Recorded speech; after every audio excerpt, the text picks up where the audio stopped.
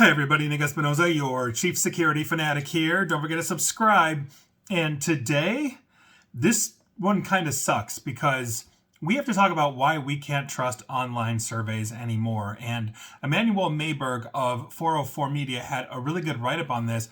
And quite frankly, this is both alarming but concerning longitudinally as well. And I think we all know that online survey research is a fundamental method for data collection in many scientific studies, but now it's facing an existential threat thanks to large language models and artificial intelligence. Now, that's according to new research, basically, that was published in PNAS. Now, that's the Proceedings of the National Academy of Sciences. They are very scientific heavy with a lot of accuracy behind their name, and so this is deeply concerning. Now, the author of this paper is Associate Professor of Government at Dartmouth and the Director of the Polarization Research Lab. His name is Sean Westwood.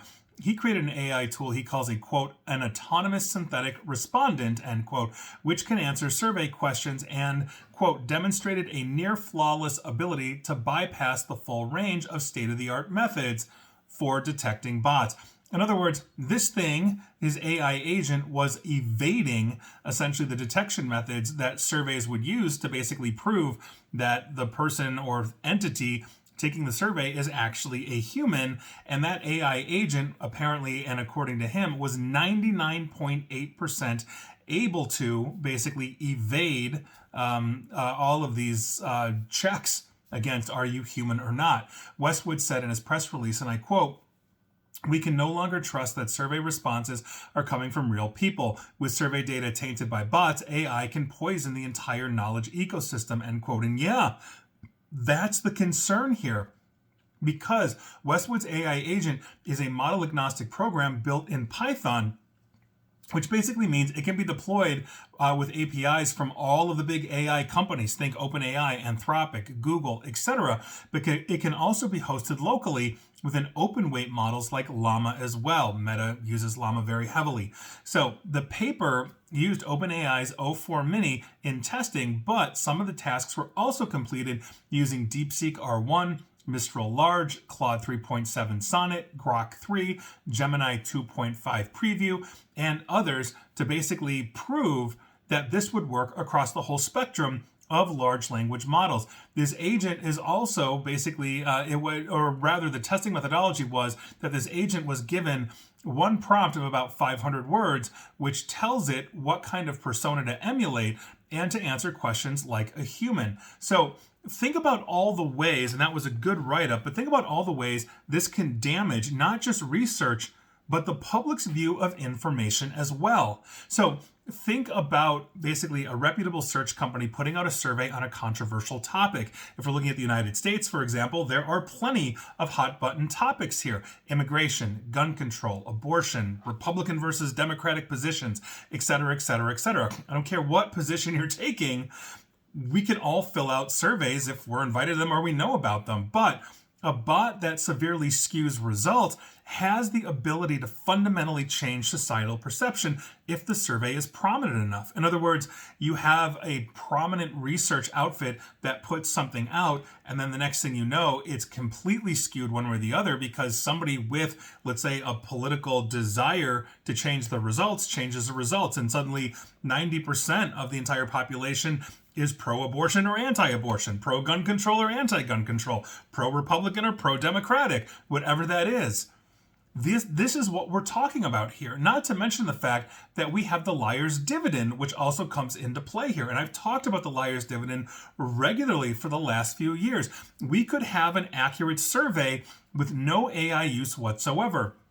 And those people that simply, like political operatives that just don't like the results, can then just simply dismiss the entire survey and the human results by claiming AI was involved, or we can't 100% confirm that it was indeed 100% human, and therefore it's wrong. So if you're a Republican and you hate the results, you could say, well, it's just AI, or we don't know if it's human. Same on the Democratic side, et cetera, et cetera. This is a serious, serious problem. And so the real question is, what can we do about it? And the way I think about it longitudinally is essentially there's really two things that can happen here, at least in the near term. One, survey companies will have to double down on human verification. This could be either manual, like, more laborious methods to confirm that a human is respondent, or, and this is point number 2, we need to continuously innovate new ways to detect AI use as opposed to the respondent being an actual human, end quote. And if you're thinking, well, we can just legislate or regulate artificial intelligence so that all of the companies, in the world, think OpenAI, Google, etc., if their AI sees a survey, cannot respond to a survey. Not every AI is based in the United States or in friendly countries. And so by virtue of that, you're going to get AI use that will simply ignore that kind of law until it's caught or banned or whatever it is. This is a huge, huge issue. We have seen a massive problem in the last 10 to 15 years with disinformation continuously ramping up and complete ecosystems of what people believe are facts that are demonstrably false, and people believe these things with their dying breath. And now you've got artificial intelligence looking and sounding authoritative, even though we know it can hallucinate, we know it can lie, and if it starts taking surveys for us, the people that control the AI can absolutely skew results, which then potentially changes public perception. This is a massive, massive, massive issue. I cannot stress it enough. So if you are listening to this or watching this or however you're ingesting this and you work for a research company, please get on the ball, because just as important as the survey results that you're going to put out, I think it's just as important that you are verifying that it was actually humans that took the survey and the methodology that you use, without giving away the nuts and bolts of how you detected the AI, because we don't want to give the AI a leg up. But this is going to be a continuous cat and mouse game, and we are going to continue to further divorce aspects of our population. They're just going to be further divorced from reality. And I don't think, any way around this short of ending AI use, which is never going to happen. And please like, share, follow me here on Facebook and Twitter, Nick AESP, where all me, no AI. Same with YouTube as well, where you should subscribe. And as always, stay safe, stay online, and please, please, please attempt to stay private, informed, and secure. Take care.